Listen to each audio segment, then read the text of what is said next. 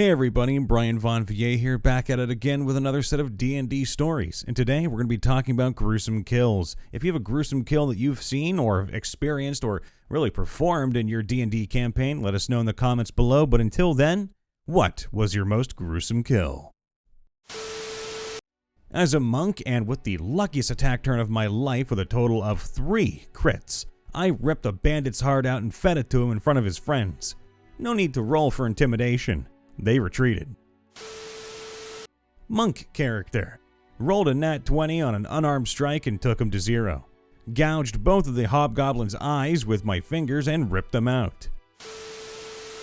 I stuck a goblin inside a warg's ass at first, then kicked the goblin in the bum until I split the warg in half.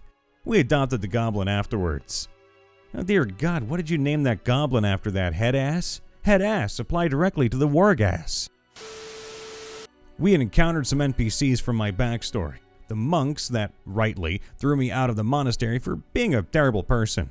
They had run across the wrong group of bandits and been captured and chained to the wall. I put a knife to the first guy's mouth and punched it right through the back of his skull. He was pinned to the wall, gurgling blood and gasping for breath, as I taunted the others.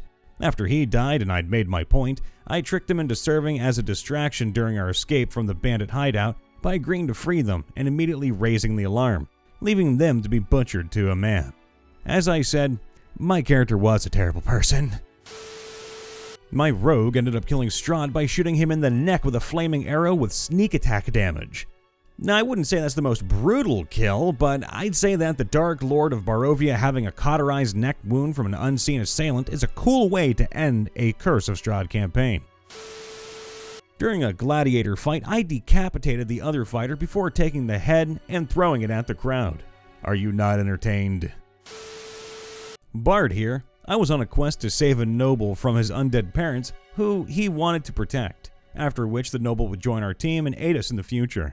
But that didn't happen, because during the fight the noble sustained heavy damage due to me rolling a nat 1 and stabbing him with 2 daggers through the chest in the beginning of the fight.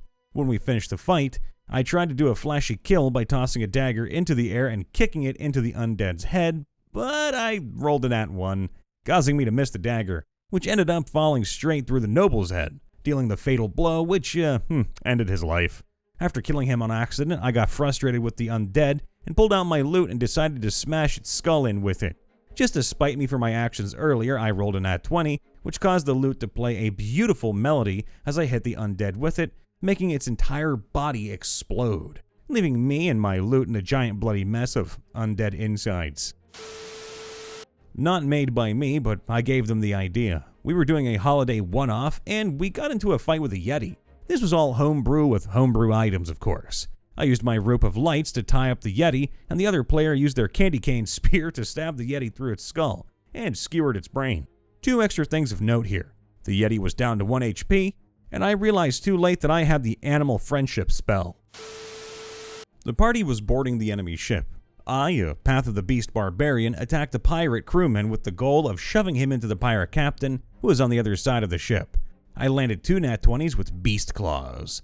I proceeded to rip the crewman in half and hit the captain with both halves, knocking him unconscious and ending the fight. DM gave me inspiration for the idea and gave me a beer for the awesomeness.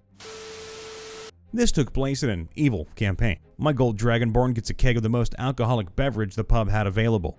Our task for that session was to capture and ritualistically sacrifice a princess. When we caught up to her and her guards, we subdued the guards and tied them up. I then take the keg out of our bag of holding, dump it on them, and then use my breath ability. Ah, by the way, the breath ability for a golden Dragonborn? Oh, that's a cone of fire.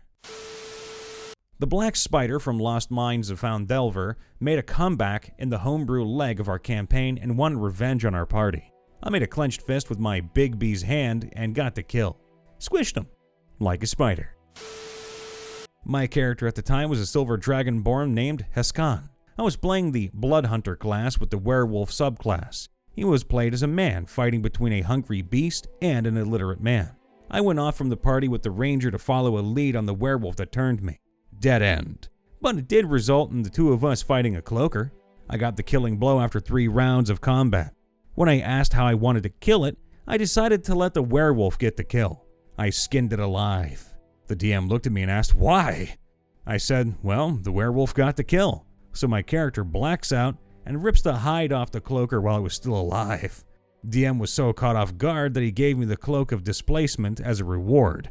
Once cured and salted, of course. We were level 2. Our party had just bested a gang of goblins and an ogre they had been keeping as a pet. My DM rolled health differently for the ogre, where it steadily got more tired as its hit points decreased until it fell back to sleep upon hitting 0 hit points. My Warforged druid, Sylvian, tended to deal with hostility by quickly responding with viciousness, and he didn't want to leave a potential threat alive. Our white draconic bloodline sorcerer, Anashu, agreed, and the two characters devised a plan. My druid was still wild-shaped into a plant and steel-brown bear from the recent combat encounter, and the sorcerer had shape water as a cantrip. The plan was made that my druid would force Benny's, the ogre's, jaws wide open while the sorcerer funneled water into the open mouth before freezing the water inside. Our DM allowed this because Benny technically was at 0 HP. Thus, our DM narrated the following lines. As you grip his upper and lower jaws and yank his mouth open, he wakes up groggily before Anashu starts funneling water down his throat. He tries to scream, but it comes out as a gargle as he chokes on the water before Anashu freezes the water inside him, expanding and killing him. I mean, that was pretty creative and kind of reminded me of the powers that the Wonder Twins have, so good job. I believe that would be the flashback portion of my half-orc, were-boar paladin's backstory. He challenged the general of the army he was a part of because she had given the army horrible instructions, resulting in countless casualties. He was immune to anything non-magical or silver thanks to his curse, so he knocked her down to 1 health, threw his weapon down, and just squeezed. If you've seen Overlord, you'll be able to imagine this much easier. He just hugged her to his body and kept applying pressure until she was crushed in half. He then turned to the crowd of equally pissed soldiers, covered in her blood, and casually went, "Any objections to me taking her position?" and began giving orders to make peace with the enemy after nobody said anything. I once ripped a mercenary's spine out and strangled him with it after breaking his back on a rock because he killed our rogue. That certainly counts. Of all my kills, one of my first kills has to be the goriest. It was in a Lost Mine of Phandelver campaign. Oh, we have another one. I was playing an Air Genasi child who was also a wizard, my first character I ever played. After a bit we discovered Cragmaw Cave, and there were many goblins surrounding it. So I snuck up on one of them and used a first level spell of catapult to yeet a stuffed animal of an owlbear. Nat 19. Not as glorious as a natural 20, but still got the end result. So I ended up tearing a goblin's head off with an owlbear plushie, with blood gushing from the stump of what was once its neck. DM had me roll a wisdom save to not be scared shitless as my character was still a kid, and I kinda agreed that extremely young characters typically are more susceptible to fear. I proceeded to nat 20 the f***ing thing, didn't have to roll a wisdom save again for a long while. Technically the DM's kill, but it was still cool. A bandit captain forcefully employed the party after we just barely lost a huge fight with him and his other employees. However, before the fight, we thankfully kept our gobbo kids and their designated grandma, Mrs. Margaret, hidden, so they weren't employed as well. After being made to wear a cursed ring that told his location, Matar slipped away to tell the kids what happened, and to go back to the mansion I had gained, stole, ownership of. That just left us with the captain. After doing things around the camp as ordered, we all turned in for the night, but I think Matar was still awake trying to talk to his lich boyfriend. I have no idea if warlocks can actually talk to their patron like a prayer, and neither does my character. That's when all 3 of the gobbos sneak in and collect me to the main tent, where the bandit captain is, and where Teddy is being held hostage. We go in and immediately see Mrs. Margaret just rinse this guy, absolutely melted him. Literally, acid, right to the face and body. Well, of course, you get what I mean. It was brutal. His half-melted body oozing all over his cot and onto the floor. Matar learned what a melted face looked like that day, so I'll be asking my DM if shape change allows me to use that.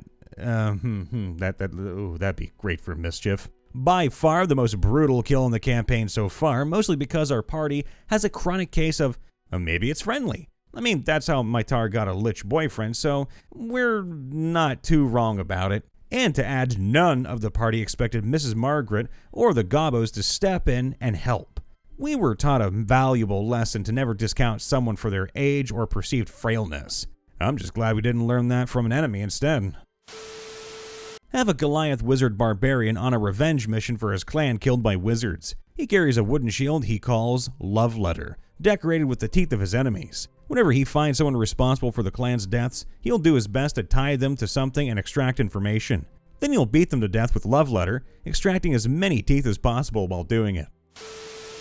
Playing a lawful evil artificer. Party was trying to investigate a crazed inventor that was kidnapping people to experiment on soul-trapping technology. That sounds fun. The dude was a Heron who had Iron Manned himself with a golden arc reactor in his chest to power himself up. I hear his deranged monologue and partway through ask him, "So, do you need that thing to live?" Well, I cast heat metal on his golden heart, and the DM just slumps down and describes how I coldly and callously cooked a rabbit man from the inside out, as he painfully claws at his own chest in burning agony. I mean, that's one way to stop I guess a protagonist? Antagonist? I don't know which one, but that's a great creative kill. Hey everybody, Brian Von VA checking in after the vid. Make sure to leave a like, subscribe, and to ring that bell, as well as to post a comment down below telling us about your most gruesome kill. All the love, be safe out there, and we'll see you next time. Bye for now.